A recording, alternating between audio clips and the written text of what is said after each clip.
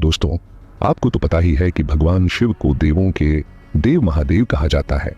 जिस प्रकार इस ब्रह्मांड का न कोई अंत है, न कोई छोर और न ही कोई शुरुआत, उसी प्रकार भगवान शिव भी अनादि है। संपूर्ण ब्रह्मांड सिर्फ उनके अंदर समाया हुआ है। दोस्तों, कैलाश पर्वत को भगवान शिव का निवास स्थान माना जाता है।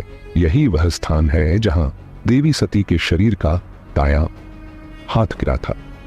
दोस्तों, माउंट एवरेस्ट की ऊंचाई 8,848 मीटर है और इस पर्वत पर अनेक लोग चढ़ चुके हैं, जबकि कैलाश पर्वत की ऊंचाई मात्र 6,638 मीटर है। फिर भी इस पर्वत पर आज तक कोई नहीं चढ़ पाया है। दोस्तों, आज हम इस वीडियो में कैलाश पर्वत से संबंधित उन तमाम रहस्यों के बारे में जानेंगे जिन्हें वैज्ञानिक भी सुलझा नहीं पाए हैं। हेलो दोस्तों, 1962 में चीन ने भारत पर अचानक हमला कर दिया और उसने भारत के कई हिस्सों पर कब्जा कर लिया। कैलाश पर्वत को भी चीन ने अपने अधिकार में ले लिया। इस वजह से कैलाश पर्वत अब चीन के क्षेत्र में आता है। अब तक जितने भी पर्वतारोहियों ने कैलाश पर्वत पर चढ़ने की कोशिश की, वे सभी असफल रहे। 2001 में चीन ने स्पेन के साथ मिलकर इस पर्वत पर चढ़ने की कोशिश की, लेकिन वे इस बार भी असफल रहे। रूस के एक पर्वतारोही सर्गेई शिकातोव ने बताया कि जब मैं कैलाश पर्वत के सामने खड़ा था तो मेरा दिल तेजी से धड़कने लगा। मेरे मन में अजीब सी घबराहट होने लगी और मुझे ऐसा महसूस हुआ कि मुझे यहां से तुरंत लौट जाना चाहिए। जैसे जैसे मैं नीचे उतरता गया, मेरा मन हल्का होता गया। 19वीं और 20वीं सदी की शुरुआत में कुछ पर्वतारोहियों ने इस पर्वत पर चढ़ने की कोशिश की, लेकिन वे अचानक से गायब हो गए। हालांकि ऐसा भी कहा जाता है कि पर्वतारोही वापस लौटे, उन्होंने अजीब-ओ-गरीब बदलाव महसूस किए। कहा जाता है कि जिसने कभी झूठ नहीं बोला हो, केवल वही कैलाश पर्वत पर चढ़ सकता है। रूसी वैज्ञानिक जार निकोलाई रोमनोव और उनकी टीम ने तिब्बत के मंदिरों में जाकर धर्मगुरुओं से मुलाकात की। उन्होंने बताया कि कैलाश पर्वत के चारों ओर अलौकिक शक्तियां प्रवाहित होती हैं।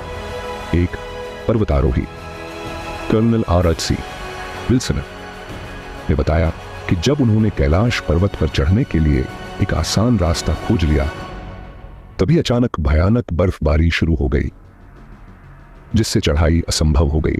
कई यात्रियों ने दावा किया है कि जब वे कैलाश पर्वत के पास पहुंचे तो उनके बाल और नाखून तेजी से बढ़ने लगे। वैज्ञानिक मानते हैं कि ऐसा समय के असामान्य प्रभाव के कारण हो सकता है। रहस्यमयी प्रकाश। नासा के वैज्ञानिकों के अनुसार कैलाश पर्वत के ऊपर 7 प्रकार की रहस्यमयी रोशनियां देखी गई हैं, जो शक्तिशाली चुंबकीय बलों के कारण हो सकती हैं। कैलाश पर्वत के रहस्यों में एक और अनसुलझी कड़ी है, यति का अस्तित्व। तिब्बती भिक्षु और स्थानीय लोग मानते हैं कि इस पवित्र पर्वत की रक्षा स्वयं यति करते हैं। कई यात्रियों ने दावा किया है कि उन्होंने बर्फीली चोटियों के बीच विशाल रहस्यमयी आकृतियों को देखा है, जिनकी लाल चमकती आंखें अंधेरे में भी नजर आती हैं। कहते हैं कि जो भी कैलाश की पवित्रता को भंग करने की कोशिश करता है, वह इन दिव्य रक्षकों के प्रकोप का शिकार हो जाता है। कैलाश पर्वत और मानसरोवर झील के क्षेत्र में रहस्यमयी ओम और डमरू जैसी ध्वनियां सुनाई देती हैं। वैज्ञानिक इसे बर्फ पिघलने की ध्वनि मानते हैं, लेकिन आध्यात्मिक लोग इसे शिव का आशीर्वाद मानते हैं। हर साल कैलाश पर्वत पर बर्फ गिरने के बाद ओम का आकार उभर आता है।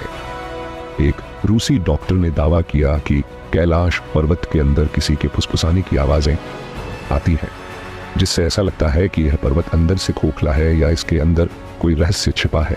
महादेव के धाम को कोई नहीं जीत सकता। सभी रहस्यों को अनदेखा नहीं किया जा सकता। हर बार जब कोई इंसान कैलाश पर्वत पर चढ़ने की कोशिश करता है तो या तो भयानक बर्फबारी होने लगती है या उसे कोई अनहोनी महसूस होती है। क्या विज्ञान इस रहस्य को हल कर सकता है? मेरा मानना है कि जहां महादेव स्वयं विराजमान हो, वहां विज्ञान कुछ भी नहीं कर सकता।